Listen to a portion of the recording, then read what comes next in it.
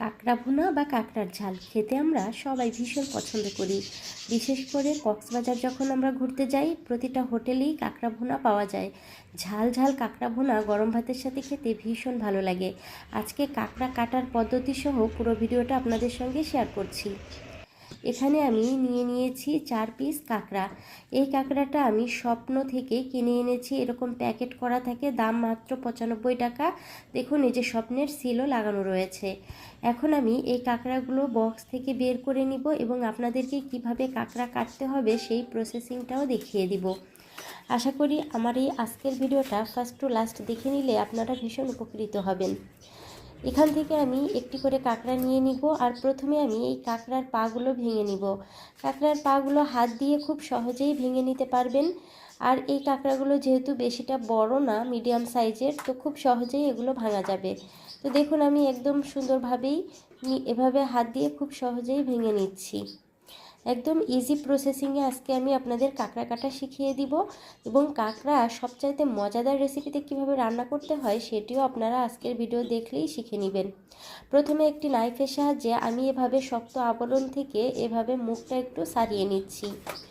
প্রথমে মুখের সাইডটা একটু সারিয়ে নিয়েছি, এবার পিছনের সাইডটাও সারিয়ে নিব। দুই সাইডটা আমি এভাবে নাইফের মাথা দিয়ে আস্তে আস্তে করে একটু সারিয়ে নিচ্ছি। এতে করে এই শক্ত আবরণটা ইজিলি উপর থেকে উঠে যাবে। এখন দেখুন, এই পাশে চোখ রয়েছে, এই চোখের সাইডটাও একটু আমি এভাবে সারিয়ে নিব।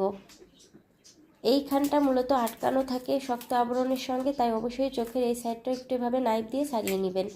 এরপরে এভাবে একদম ইজিলি দেখুন উপরের খোসাটা আলাদা হয়ে গিয়েছে।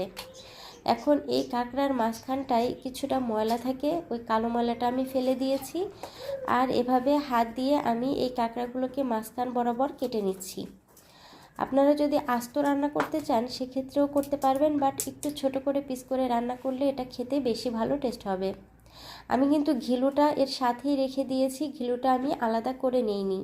আপনারা চাইলে এই কাঁকড়ার ঘিলুটাকে আলাদা করে রেখে দিতে পারেন এবং রান্নার শেষের দিকে ব্যবহার করতে পারেন। এভাবে কিন্তু প্রতিটা কাঁকড়ার ভিতর থেকে এই কালো অংশটা ফেলে দিতে হবে, এটা হচ্ছে ময়লার অংশ।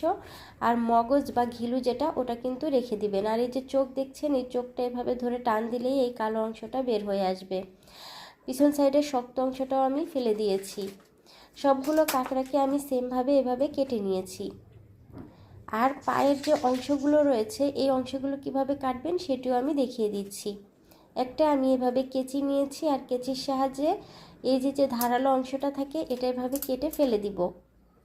আর এই মোটা পাগুলোকে একটু ফাটিয়ে নিব আমি একটি হ্যামারের সাহায্যে। হ্যামারের শক্ত অংশটাকে এভাবে একটু ধরে শেষে দিলেই পাগুলোকে একটু ফাটিয়ে নেওয়া যায়। খুবই সহজ পদ্ধতি। এভাবে পাটা ফাটিয়ে নিলে রান্না করার সময় কিন্তু ভিতরে মশলা ঢুকবে খুব ভালো করে। এবার কাঁকড়াগুলোকে আমি পরিষ্কার পানি দিয়ে ধুয়ে নিয়েছি। এখন আমি এখানে গরম পানি দিয়ে দিব এবং এই কাঁকড়াগুলোকে গরম পানির মধ্যে 5 মিনিট ভিজিয়ে রেখে তারপরে আরও 4-5 বার পানি পাল্টিয়ে পাল্টিয়ে ধুয়ে নিব। এতে করে কাঁকড়ার মধ্যে কোনো ধরনের দুর্গন্ধ থাকবে না, একদম ফ্রেশ। দেখুন, আমার কাঁকড়াগুলো একদম ফ্রেশভাবে আমি পরিষ্কার করে নিয়েছি। দেখতে কতটা সুন্দর দেখা যাচ্ছে, কোনো ময়লা নেই, একদম পারফেক্টভাবে কাঁকড়াটা কাটা হয়েছে এবং পরিষ্কারও করা হয়েছে। এবার রান্নার জন্য আমি প্রথমে দুটো মশলা রেডি করব। প্রথমে আমি টমেটোর পেস্ট বানিয়ে নিব। তার জন্য এখানে আমি ছোট সাইজের 4টা টমেটো নিয়েছি। টমেটোগুলোকে একটু ছোট ছোট পিস করে কেটে নিয়েছি।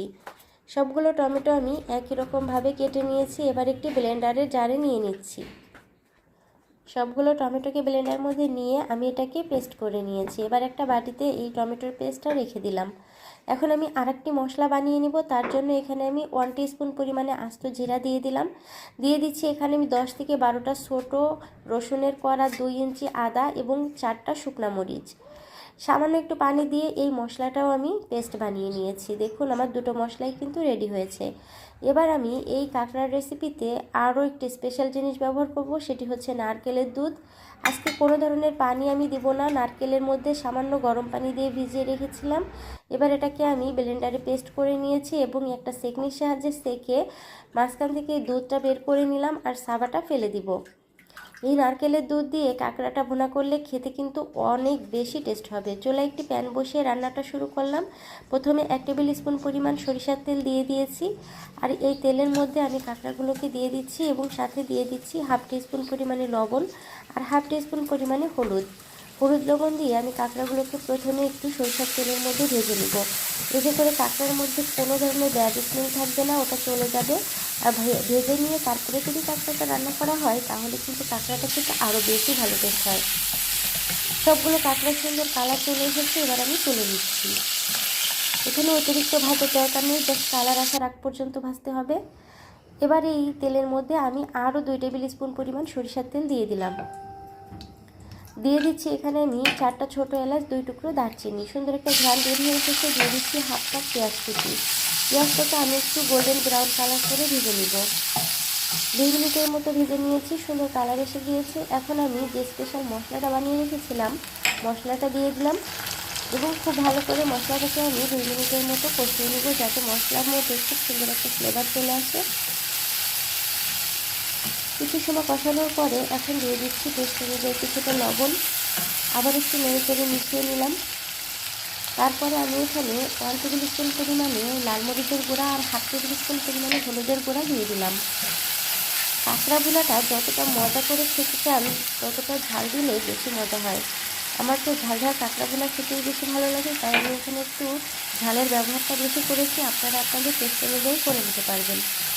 দুটো তেজপাতাকে মাঝখানে কেটে নিয়ে দিয়ে দিলাম, সুন্দর একটা ফ্লেভার অ্যাড হবে।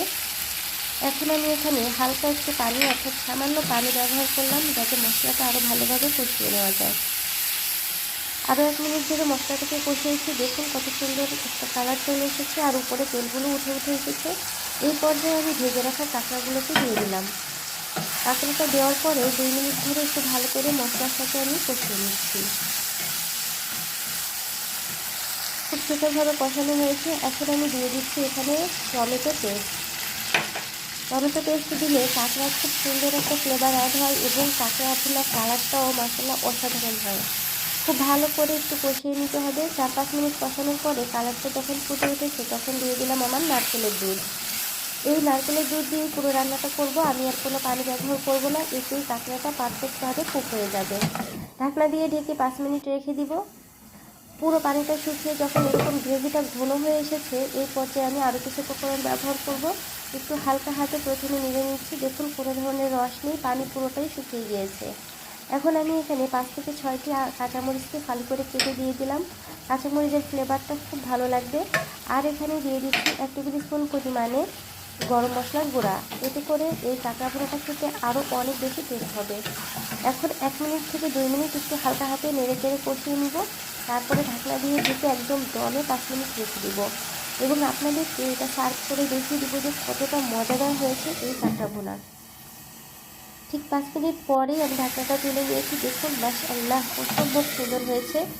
দেখেই মনে হচ্ছে কতটা মজাদার হয়েছে। খেতে অসম্ভব টেস্ট হয়েছিল আমার এই কাঁকড়া ভুনা। আপনারা অবশ্যই এভাবে বাসায় একবার ট্রাই করবেন। এবার আমি এটাকে সার্ভিং বলে সার্ভ করে নেব। আমার রেসিপিটি যদি ভালো লাগে অবশ্যই আমার চ্যানেলটি সাবস্ক্রাইব করে বেল আইকনটি অল করে রাখবেন এবং এই রেসিপিতে লাইক, কমেন্ট এবং শেয়ার করতে ভুলবেন না। আজকে এ পর্যন্তই। নতুন একটি রেসিপি দেখার আমন্ত্রণ জানিয়ে শেষ করছি। ভালো থাকবেন। আল্লাহ হাফেজ।